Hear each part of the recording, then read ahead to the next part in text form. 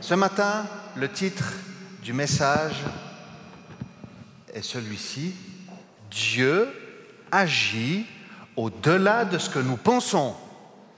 Dieu agit au-delà de ce que nous pensons. Amen. Nous allons prendre ce passage dans Matthieu 16, 15 à 17, et puis ensuite nous irons au verset 21. Matthieu 16, 15 à 17, pour commencer, avec cette perspective, Dieu agit au-delà de ce que nous pensons. Nous lisons: « Et d'après vous, qui suis-je ? leur dit Jésus. Simon-Pierre répondit: « Tu es le Messie, le Fils du Dieu vivant. » Jésus reprit la parole et lui dit: « Tu es heureux, Simon, fils de Jonas, car ce n'est pas une pensée humaine qui t'a révélé cela, mais c'est mon Père céleste. » Nous allons au verset 21 jusqu'au verset 25. Toujours Matthieu 16. Dès ce moment, Jésus commença à montrer à ses disciples qu'il devait aller à Jérusalem, beaucoup souffrir de la part des anciens, des chefs des prêtres et des spécialistes de la loi, être mis à mort et ressusciter le troisième jour.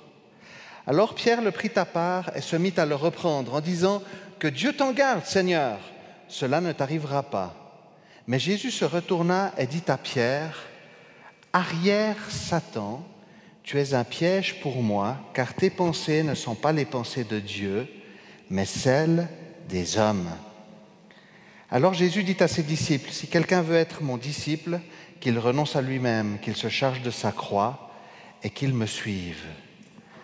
En effet, celui qui voudra sauver sa vie la perdra, mais celui qui la perdra à cause de moi la retrouvera. Amen. » Dieu agit au-delà de ce que nous pensons. Pierre va en faire l'expérience et sera, comme les disciples, bousculé dans sa conception des choses.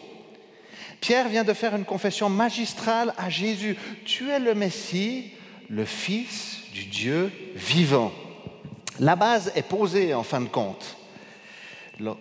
Lorsque les disciples vont se rendre compte de qui est Jésus, Jésus veut aller plus loin avec ses disciples et leur révéler, les avertir de ce qu'il va devoir traverser.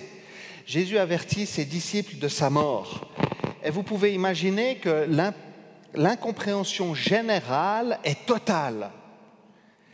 Vous imaginez qu'ils avaient une conception du Messie qui venait, dans un sens politique, renverser le pouvoir et utiliser Israël comme le leader du monde. Donc quand vous avez cette conception-là du Messie, quand vous vous retrouvez avec un Messie qui vous dit « Mais les gars, moi je suis là, je vais mourir », vous pensez bien qu'ils disent « Mais attends, tous nos plans, toutes nos espérances sont en train... On comprend, mais plus rien du tout. » D'un côté, on est convaincu que tu es le Messie, puis d'un autre côté, tu es en train de nous parler de ton plan qui n'est pas du tout celui que nous aurions imaginé. Et c'est pour ça que la compréhension des disciples est totale. Du reste, quand vous lisez les Écritures, quand vous regardez l'Évangile, souvent les choses sont posées où on voit que les disciples, ils ne percutent pas le peuple, quoi. Ils ne percutent pas. Et on voit qu'après tous ces événements, vous voyez plus loin, qu'il est écrit tout d'un coup qu'ils se souviennent que Jésus a accompli ces choses-là. Ils se souviennent que Jésus les avait avertis. Ils se souviennent que Jésus devait accomplir des choses. Mais ce n'était pas évident pour eux à ce moment-là. Les disciples se retrouvent confrontés entre leurs propres pensées et la réalité de la volonté du plan de Dieu. Leur compréhension des événements est partielle et erronée. Or, la réalité, celle qui ne semble pas évidente aux yeux humains, est beaucoup plus grande, car il y a la dimension de Dieu, son plan, son dessein, sa puissance et sa souveraineté. Dieu agit au-delà de ce que nous pensons. Et il y a une réelle incompréhension. C'est la première des choses que j'aimerais que nous regardions ensemble pour Pierre. Celui-ci va prendre Jésus à part. Il faut savoir qu'un disciple ne reprend jamais son maître en public. Ça ne se fait pas du tout. Normalement, ça ne se fait pas trop non plus en privé. Normalement, le disciple ne devrait pas reprendre son maître. Mais là, Pierre, il est tellement dans tous ses états qu'il il a du respect pour Jésus, il dit « Rabbi, il faut que je te parle, il faut qu'on aille dans un coin, et puis moi je vais te dire ma conception des choses, ma pensée à moi. » Et il va faire des reproches à Jésus. « Cela ne t'arrivera pas, que Dieu t'en garde. » En fait, il est en train de dire à Jésus que Dieu te préserve de ce destin-là. Mais Pierre ne s'en rend pas compte, mais il est en train de s'opposer au plan de Dieu. Pierre et les disciples avaient une attente particulière. Et le fait que celui qu'ils attendaient doive mourir était scandaleux et incompréhensible. Il ne comprend pas que le Messie, celui en qui il mettait tous ses espoirs, non seulement souffrirait, mais devait souffrir. Et c'est vrai que la réponse de Jésus est frontale. C'est le moins qu'on puisse dire. Je me demande comment moi j'aurais réagi à la place de Pierre. Et il ne veut pas que ses disciples cèdent à la tentation de chercher un chemin plus facile, arrière de moi, Satan. Il faut bien comprendre que Satan, nous on le personnifie, ce qui n'est pas faux en soi, c'est le diable, le diabolos, mais Satan signifie aussi adversaire. Il s'oppose à ce que Jésus est en train de lui révéler. Et c'est dans cette position que Pierre se retrouve, il devient le tentateur, celui qui s'oppose. Il y a certainement un autre chemin. Il n'arrive pas à comprendre et à admettre qu'un tel désastre corresponde à la volonté de Dieu. Alors que Jésus avait présenté Pierre comme un rocher de construction, tu es Pierre, et sur cette pierre, sur la confession de ta foi, je bâtirai mon église, celui-ci se retrouve comme une pierre de scandale, une occasion de chute, une pierre qui lapide en fin de compte. Pierre n'est pas possédé. Tes pensées ne sont pas les pensées de Dieu, mais celles des hommes. Ses pensées, son attitude et ses considérations sont totalement humaines et aveuglées par sa propre conception des événements.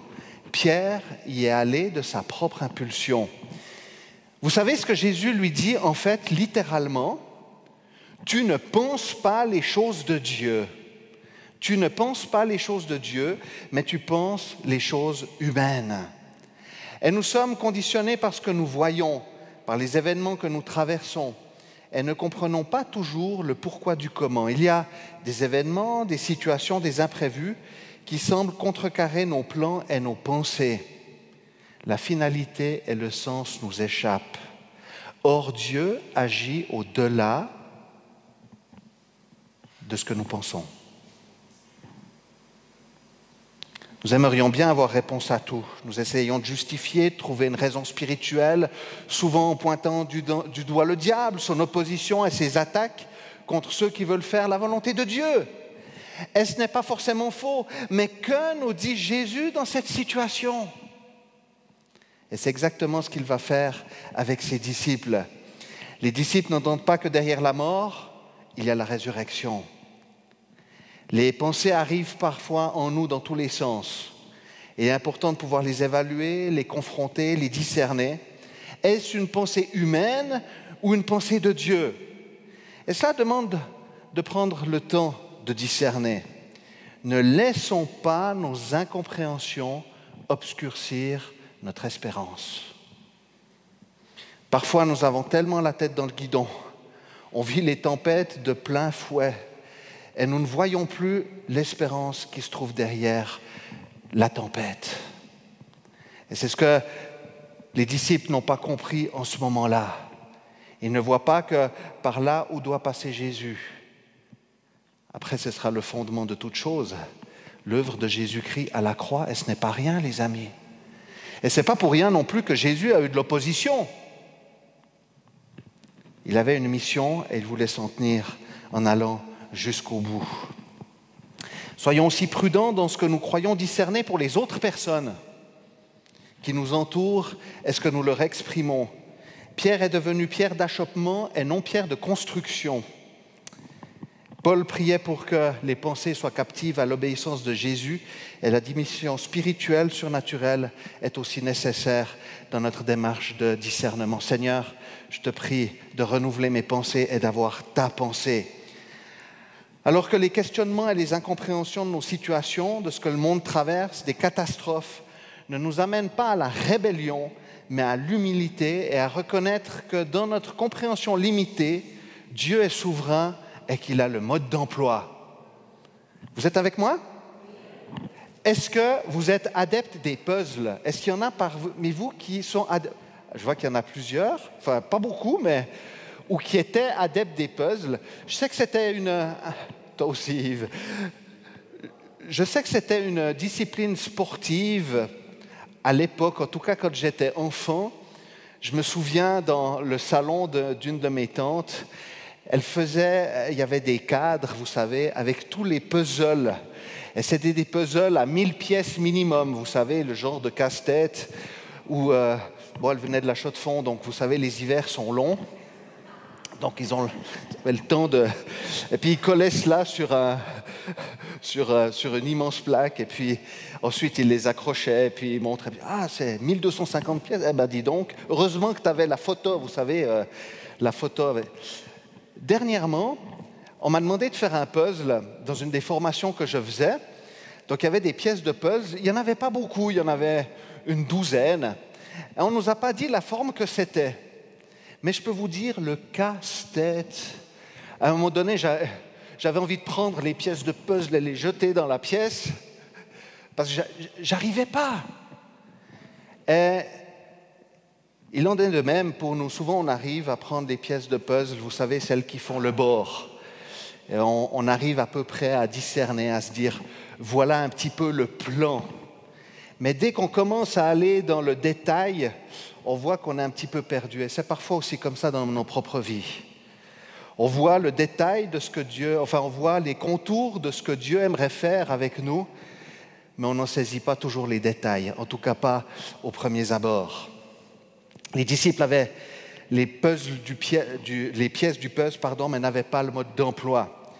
Ils ne saisissaient pas complètement le plan de Dieu. Dieu agit au-delà de ce que nous pensons et au-delà de nos incompréhensions, mais Dieu agit aussi en son temps. Dès ce moment, Jésus commença à ses disciples à leur montrer, dès ce moment-là, qu'ils devaient souffrir. Et le timing est posé. Il y a un chemin par lequel Jésus doit passer. Il leur dit qu'il va mourir et qu'il ressuscitera après 3 jours. Et dans la pensée humaine, il est très difficile de comprendre et d'accepter cela, surtout dans leur contexte où ils ne saisissent pas tout. 3 jours sont interminables pour quelqu'un qui, excusez-moi de dire comme ça, pour quelqu'un qui est décédé.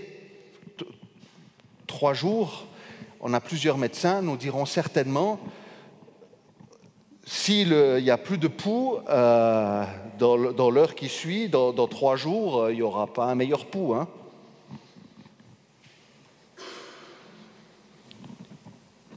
L'espoir de voir la personne revivre à yeux humains est impossible.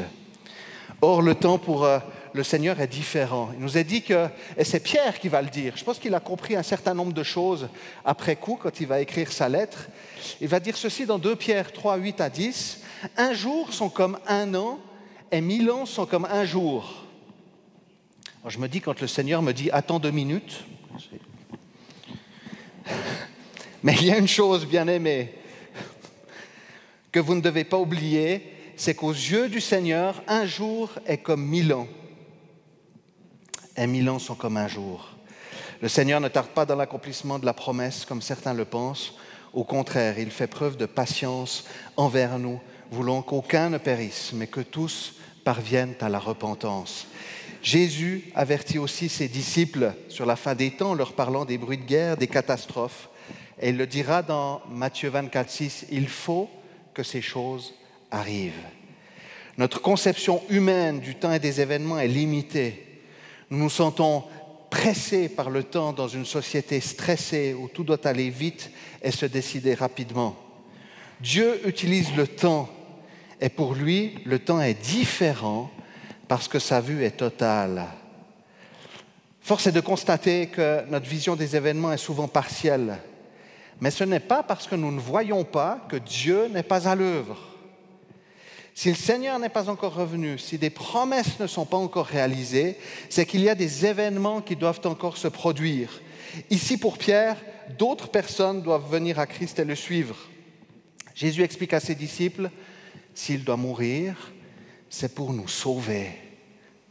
Dieu agit au-delà de ce que nous pensons, mais aussi en son temps. Amen. Ça va? On continue?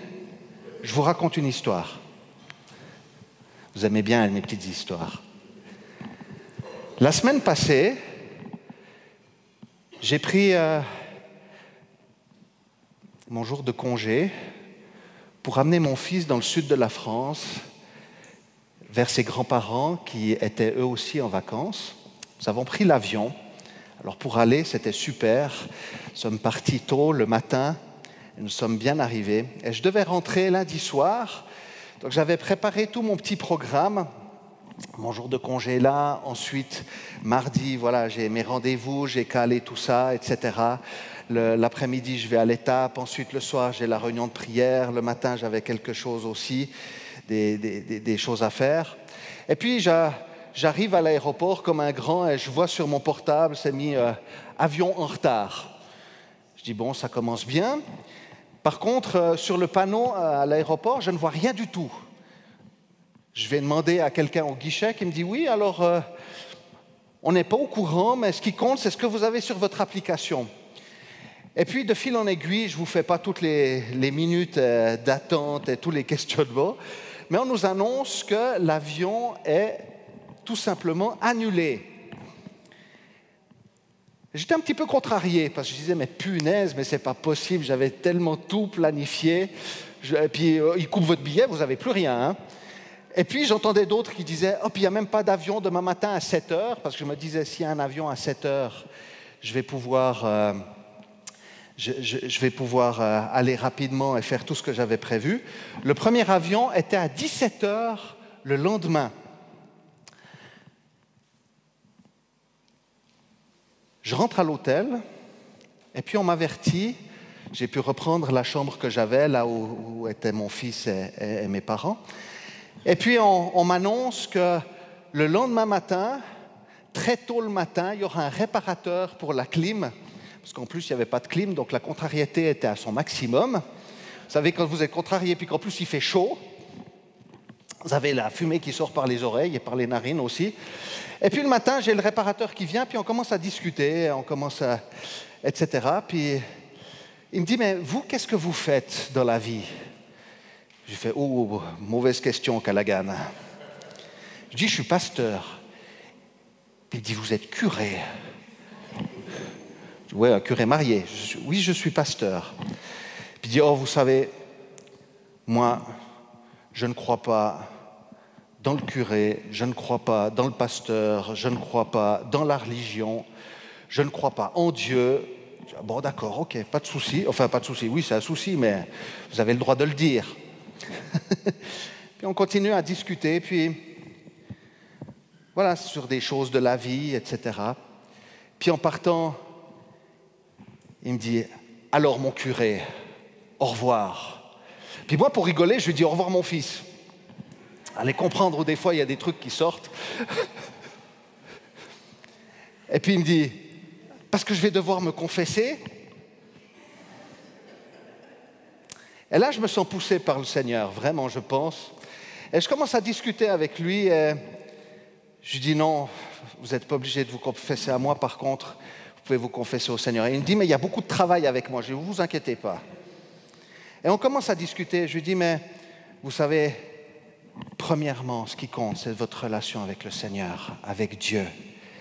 Et ensuite, il y a aussi cette dimension de la relation avec les autres. Et il me dit, mais c'est une histoire de cœur, alors? Je dis, oui, c'est une histoire de cœur. Il me dit, ben, je vais aller parler là-bas parce que j'ai beaucoup de choses à dire. Et vous savez ce qu'il me répond en partant? Il me dit, si vous avez loupé votre avion, c'est pas pour rien. Ça venait de lui qui m'a dit ça. Si vous avez loupé votre avion, c'est pas pour rien. On devait se voir, on devait parler. Maintenant, vous pouvez partir. Je lui dis merci de m'avoir libéré.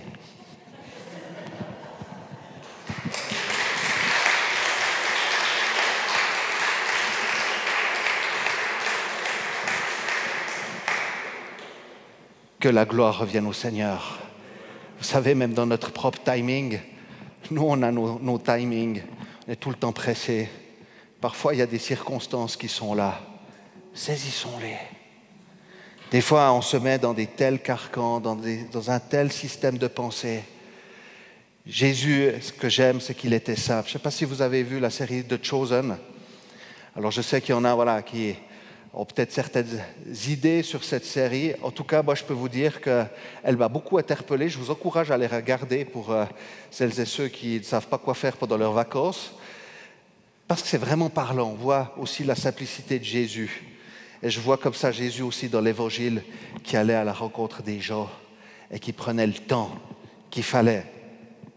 Bien-aimés, il y a parfois des événements de ce qui nous apparaît comme des contrariétés ou des non-réponses à nos prières, ce que nous percevons comme non-accomplissement alors que Dieu est à l'œuvre.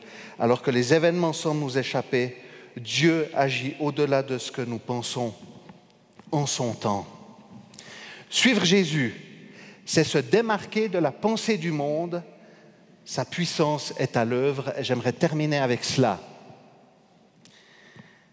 La première des choses, que les incompréhensions ne soient pas un moyen de voiler notre espérance. La deuxième chose, le Seigneur agit en son temps.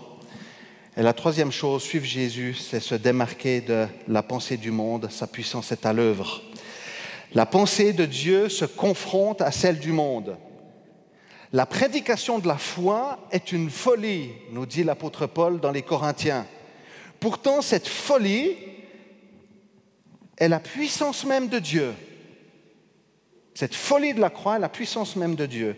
Éphésiens 3,20 nous dit « À celui qui peut faire, par la puissance qui agit en nous, infiniment plus que tout ce que nous demandons ou pensons. » Chers amis, derrière la mort se trouve la résurrection. La puissance de l'Esprit qui a ressuscité Jésus-Christ est le même qui agit en nous et qui nous donne la possibilité de vivre selon la pensée de Dieu. Un petit air de vacances. Marcel Pagnol, du sud de la France. Je ne vous la dis pas enfin bref. Si l'on jugeait les choses sur les apparences, personne n'aurait jamais voulu manger un oursin. Vous avez déjà vu les oursins qui sont piquants? Si l'on jugeait les choses sur les apparences, personne n'aurait jamais voulu manger un oursin.